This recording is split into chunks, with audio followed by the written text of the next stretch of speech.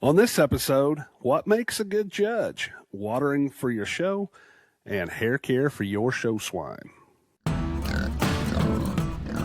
To the Front, the show that answers questions for stock show families. Presented by TTF Nutrition, livestock supplements that get you to the front. Hey, welcome to the front. I'm Tony Morris, back again with the one and only Thomas Gross, who's rocking a 1980s era sale barn cap from Matthews Feed and Grain. Thomas, where'd you get that hat, brother?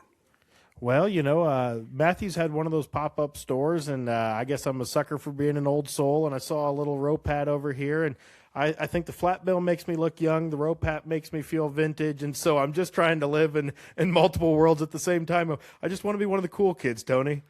Well, good luck with that. I have got a birthday at the end of this week, and I'm this far away from starting to yell at kids to get off my lawn, so you're way cooler than me. Well, I don't know that I'm cooler than you. You're vintage, I think, is what we call that. That's way better than everybody else calls me. We've got some awesome questions tonight. Let's roll through them. Sam in Indiana sent this question in. Said, I'm on a committee for a show. In your opinion, what makes a good judge, and what should we be looking for in order to get a great judge for our event? And I think that's an awesome question, and I think we all have opinions on judges and what they should and shouldn't look for. So as a show committee member, Sam, thanks so much for saying we want to do an awesome job and select an awesome judge. What should we be thinking about, Tony?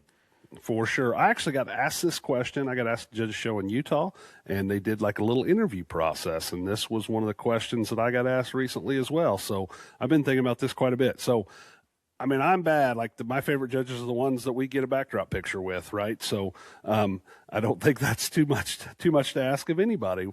Wink, wink, nod, nod. But the most important things for me, like when I think of a day, like we went to Michigan a week or two ago, and we won a breed. We got along okay. It was somebody I didn't know at all sorting them. And the things that I liked about him in particular, and that I think good judges ought to do, one, they were very, very consistent in the kind of hogs they liked. They described them well, right? Whether we won or we lost, I felt like we got an accurate description of what they saw, not only in our hogs in this case, but also everything else within the class. And they were pretty consistent with the kind they liked throughout the day. The other thing is, I think it's okay to state obvious things. When you're getting ready to do something that's a little different than what you've done throughout the day, it's okay to get on the mic and say, hey, this looks different than what I've done in the past. Like, I just want somebody that has a lot of integrity, is really honest, and just says what's on their mind and doesn't try to make me guess or wonder or find a reason to do this or that. If that's too much to ask, maybe we're in the wrong game. I think you hit the nail on the head there. For me, I always say when I walk out of a show, I want to know what to take them the next time we go, right? And so maybe they like them big, stout, and burly. And if they picked them that way and they were consistent all day, to me that makes a good show judge. That might not be how I always like them, but if that's how you like them and you stayed consistent and you described them that way, I know next time we show up to that guy or gal, we better bring a big, stout, burly one, and if you like them good looking and built right, picking them that way and being consistent, I think is so, so important. As you touched on too, I think honesty and integrity, are kind of at the forefront of things that we want in a show judge. And once again, we don't always have to agree with you, but if you're giving your honest evaluation, I think that's so important along the way too. And I think another thing that's really important is kind of maybe some demeanor and kindness with kids, I guess, is a way to think about it. That I've seen show judges that have the attitude of you should be lucky that I'm here, and others of them that, they are big-time judges, and yet they're going to go through and high-five the 4-year-olds that are showing in the Pee Wee showmanship class and making it fun for the kids. So somebody that's honest, has integrity, and has a fun time sorting animals, right? And that makes our kids enjoy it a whole lot more, and it makes the experience a whole lot better for everybody. Yeah, absolutely. There was a guy when I was growing up, and he might not even be alive. If he is, then this is a shout out. There was a guy that used to judge a lot of cattle shows named Kurt Rinker, and Kurt was the head judging coach at Lakeland College back when I was being recruited and back in the day in the 90s, and he judged our county fair, and I don't even know what year. And I just remember how kind he was to absolutely everybody, and the way every kid came out of there, and he made them feel like they'd done something right and they were special and they had learned a little something for the day. Now, I don't remember what the cattle were like back in the 90s. Do I think I loved them exactly like Kurt Rinker did? My guess is I didn't. But I just remember every kid came out of that ring and they really enjoyed themselves and they got something out of the day. And he was such, and I'm sure still is if he's still alive, such a kind person to everybody he interacted with through the day. And I'm with you, man. I've been to some places where, you know, just because they put a microphone in your hand doesn't make you the most important person I've ever met, right? So let's kind of keep that in mind as we go throughout the day. Give us an honest evaluation of the livestock. Interact and have fun with the kids. If it's not entertaining, you know how long these days are. If it's 12 hours and that judge is monotone and can't have fun and be entertaining with it. And then lastly, just tell me an honest opinion of what you thought of what we brought and what everybody else brought. If they're good enough, they're good enough. If they're not, they're not. But the times I get really mad is when you walk away from a ring and think, man, did he even see that one? Like, you know, where'd that come from? And man, that triggers me a little bit. But I just remember back in the day, Mr. Kurt Rinker, shout out to you if you're still around. If not, here's to your family, how kind and enjoyable it was to watch him judge a show. Yeah, absolutely. You know, I've enjoyed, younger kids, but some of these judges will, during showmanship especially, walk up, kind of the class is sorted, and they'll, hey, what's your pig's name? You know, and my kids will love to tell you their pig's name and why they named them that, and just interacting with kids and remembering the reason we're doing this is not so mom and dad's ego can get inflated. It's so that our kids have a good time and learn some really, really great principles along the way. So awesome. I think that's some good foundation for what to look for in a show judge. Now, I will say this, though. If you're ever doubting how to make me happy, just let us win. Is that how that works? That will work. So if you're ever in front of us and you're like, man, I hope Tony's happy, I got an easy trip to that. You know, I know sometimes when I've heard judging committees kind of meet, you know, their goal is we're going to find somebody that nobody at this show knows, you know, and I don't know that those are foundations that we need to be searching for when looking for find a quality person with integrity. And if everybody at the fairgrounds knows them and they have integrity, it shouldn't matter. If two people know them and they have integrity, or if nobody knows them, it shouldn't matter. Find a person with integrity, and instead of trying to search out somebody that I say nobody's ever met or nobody knows. So find quality people. Thank you for saying that. That was on my list of things I didn't know if I should bring up. You want to talk about things that are a hot button topic for me. We're in a small industry, and if you're active in the industry, you get to know a lot of people. And that's not a bad thing, right? Provided you're a quality person with integrity that's just there to do a job and not have an agenda, it doesn't matter who knows who. Just go do it. Go enjoy yourself and have fun and give us an honest evaluation. Second question of the night, Joe in Ohio asked us, he said, we're new to pigs and I'm hearing a lot about electrolytes. Do I need to use them? And how do I use them to get ready for a show? And so part of the reason, Joe, that you might be hearing a lot about electrolytes is it's jackpot season, and so a lot of people are having conversations about them. We've been putting out a lot of content, so maybe you've been hearing it from us too. But, Tony, do you need to use them? You absolutely need to use electrolytes if you're going to show, especially in the pig arena. And I know the small ruminants, sheep and goats are that way, and more so in the cattle. But if you're going to be competitive and try to get the most out of your project, absolutely, electrolytes need to be one of the tools you have in your toolkit. Does every pig need to use them the exact same way, or in some cases use them at all? No, but you better be prepared to use them, especially on those that need them. And so many people probably have a tendency to do it wrong, in my opinion. And I think asking the question and learning how to do it right is extremely important. Thomas, I'm always impressed with how you get yours ready and what kind of muscle shape and fill they have when you hit the ring. So talk me through the way you get ready if you're going to a show. So just start with, you're going to go at a Jackpot show on a Saturday. Kind of give us your weekly routine. If we're going to go to a Jackpot show on Saturday, we're going to start on Wednesday, starting to get these things ready for that Saturday show. And so for us, it starts plenty far out. And I always talk about the tortoise and the hare, right? And who ended up winning at the end of the day? The tortoise did. So we're going to slowly get to where we need to get to by Saturday instead of trying to get there in 24 hours. So as you guys probably know, Hydrate's our go-to for an electrolyte. And one of the great things is it's an isoosmotic blend. And not to get in the weeds too much here, but it's a really efficient way to hydrate muscles and animals. So we start on Wednesday. We give them that electrolyte in the morning of Wednesday morning, Wednesday night. We do the same thing Thursday and Friday. And then on Saturday, we switch to clean water. One of my goals when we hydrate pigs is if our show's Saturday morning, Friday night, I want to, when I lay my head down on the pillow, realize that my animals are as full of as much liquid as they can be. Right. And so sometimes they've maybe got a little bit too much belly. We're not showing them Friday night. We're showing them Saturday morning, but we have those things as full and as well hydrated as we can, knowing that they've got 12 to 18 hours to where they're going to empty out their belly a little bit, but those muscles are going to be as full and fully hydrated as they can be. And so we feed them with a bunch of water leading up to those shows, and so they almost have to drink their feed, so they're intaking more water. We're utilizing Hydrate at least twice a day, sometimes 3 times a day if there's one that needs a lot more shape, and then we're just offering them water all the time leading up to that show that would be on Saturday morning. So it becomes a part-time job to get things fully hydrated, but it's one that I think pays off in the end. Yeah, it certainly does. I've always kind of thought you do as good a job as anybody I know at kind of getting them as maxed out as you want them on time.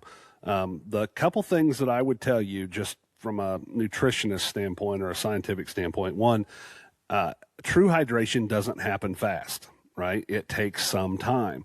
You think about if you ever have to go to a hospital and get an IV, they don't turn that thing on wide open, right? It drips, and it's a slow buildup of hydration within your body. Same thing happens in your animals. So we're going to try to improve or increase their hydration. We need to start early, and we need to be kind of easy or have a good pace about it. If you get to a show on a Friday and have not done anything and think, oh man, I need electrolytes, my pig doesn't have a big enough back, the chances of that working for you are exactly that big, right? You just don't have a chance. It's too long a process. Water is the key to hydration, okay? Water, not a flavored anything else. It's water. So the nice thing about electrolytes and the beauty of Hydrate in particular is not only are we adding certain elements to that to make them consume and get more out of the water, it makes them drink more water. And so you absolutely need to use them, but you need to be diligent about the other fluid that you give them as well. I've seen a lot of people decide, well, I gave that red stuff, and then the pig gets nothing else, right? And the pig looks awful, and a lot of times we cause digestive upset, lots and lots and lots of water throughout that process. You got to hydrate those things from the inside out, right? If you think about if you're dehydrated, the very first drink doesn't go to sweat, right? It doesn't go to urine. It goes to rehydrate your internal body. And once you get that point, you start to work on the external. And we always said we get the most back shape when we finally get their urine clear, meaning we have hydrated them as much as we can internally. And then they start peeing clear, and that's when you see the big back start to roll up, and that's because we finally got them fully hydrated. So start early, go slow. You'll avoid all that digestive upset or possible tie-up, and you'll get them where you want. So I know one of the questions that we get a lot, or I guess the fear that everybody has is I'm going to, quote-unquote, lock one up. And when you lock one up, you've bound up the muscles, you've gotten too much sugar into them too quickly, you've damaged that tissue a little bit, you've probably created a lot of lactic acid. Now your pig is really tight moving. So how do we avoid the lockup, right, that everybody's so afraid of? Yeah, I mean, that's the difference, I guess, in the different products that you can use.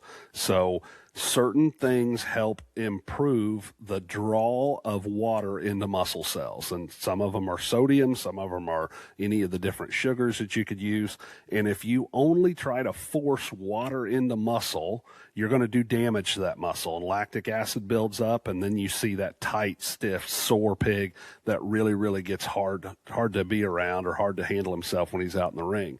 So if you just simply go slower with moderate amounts at a slower pace, you're not going to cause that muscle damage based on that forced hydration that you do if you try to give them a lot of sugar and do it right at the very end. So that's really the big difference. This is my I guess my commercial for Hydrate. That's the big difference with Hydrate. It's going to just improve hydration naturally within the body without trying to force anything.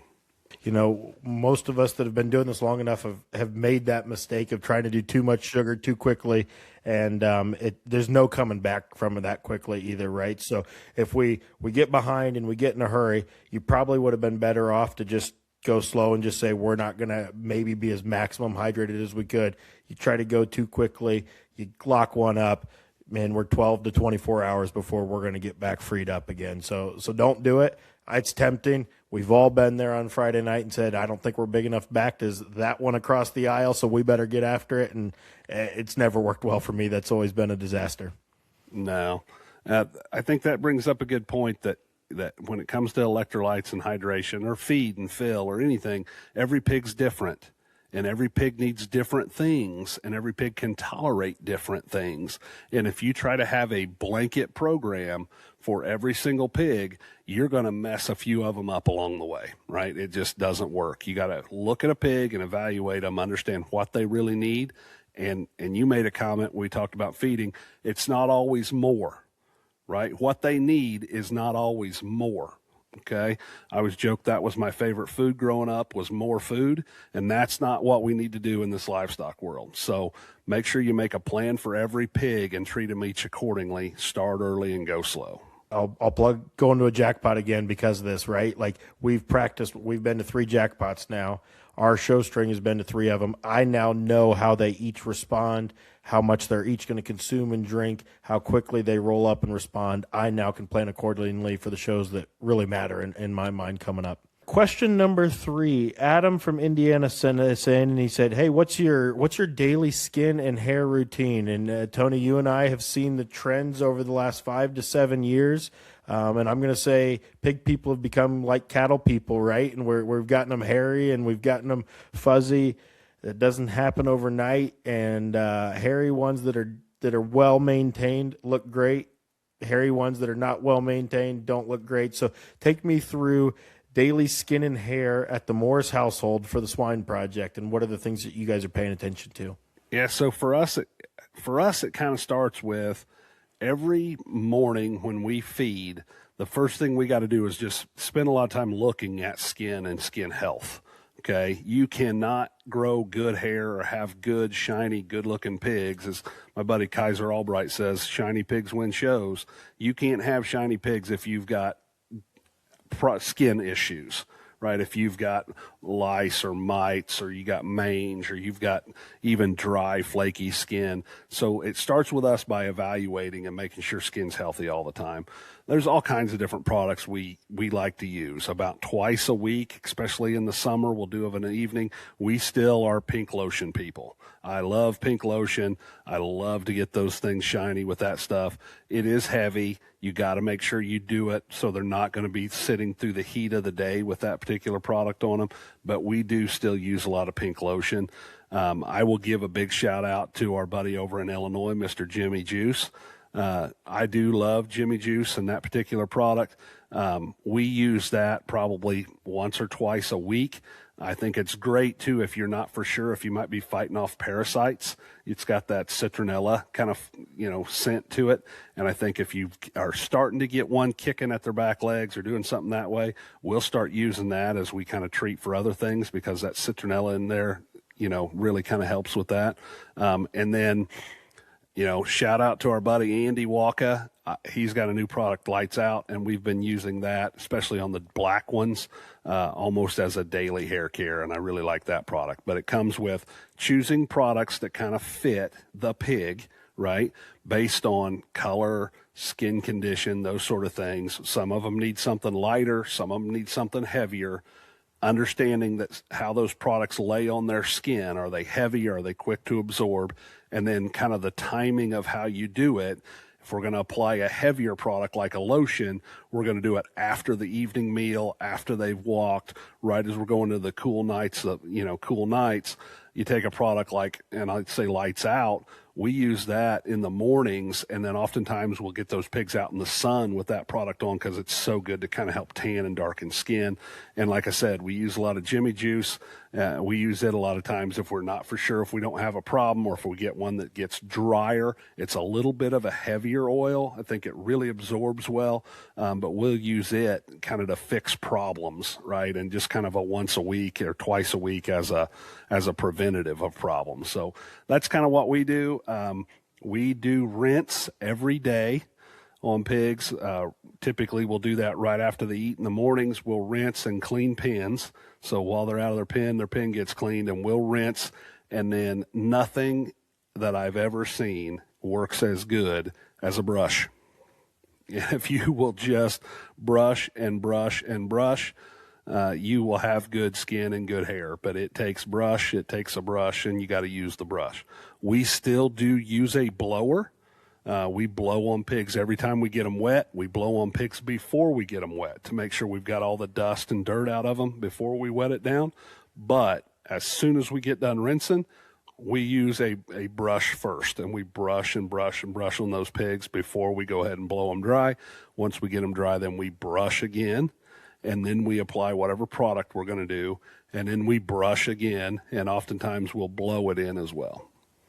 Yeah, I think we're kind of principles are the same there. And to your point, like especially as it starts warming up, and we've got a wash rack outside, and so we do the same thing. After they eat, we're going to go outside and we're going to rinse, and every pig gets rinsed while the fronts are kind of getting scooped out from a pen cleaning standpoint. And normally mom's outside rinsing while the kids are shuttling pigs and cleaning pens. And so even if we're not going to, we probably wash twice a week. We rinse daily. And so we're going to rinse, and then to your point, we're going to brush. When we're rinsing every day, one of the things that we are looking at, though, is that skin and hair, and we're taking a look at it. Do we have a mange problem? Do we have some mites that are popping up? I always kind of jokingly say my favorite skin and hair product is Prolate, right? And so if you've got mange or any lice that are coming on, getting Prolate on them when they're in the wash rack after you've rinsed them down, we use the blower too, right? And I think it helps train hair to lay the right direction. It gets that skin dry. So when they go lay back down in their pen, they're not just absorbing all those dust particles right into their skin. And so we rinse, we inspect skin, we blow dry, we put some conditioner on them, and no substitute for some elbow grease and a brush. And so I think that's kind of the things that we're looking at on a daily basis for those animals. Yeah. No, we do the cattle deal too, and it gets a little more intense. But any more of the pig thing, I feel like if you took it per body weight, we spend as much time with a blower on pigs as we do on the cattle, and certainly more time with a brush. Well, hopefully that's helpful on kind of what we're doing from a skin and hair routine standpoint. I think there's a lot of awesome products out there. Those are some of the things that we utilize and think about, and kind of some of the principles that we're applying. Guys, I think that's the questions we have today. Find us wherever you listen to podcasts and watch the YouTube show if you could. Go to our website, ttfnutrition.com. There's links there. Some of the products that we've talked about, while this show's not aimed at selling products, there's some of the things we've talked about are on our website. Links to the podcast are there as well. Like, subscribe, comment, all of those great things that I guess all the influencers say these days. And most importantly, maybe, if you guys have questions, send them to us. We want to be as helpful as we can. And we promise if we don't know the answer, we're good at making stuff up, or we'll find some help that actually does. One or the other. To the front, baby. To the Front has been brought to you by TTF Nutrition. Livestock supplements that get you to the front. Learn more at ttfnutrition.com.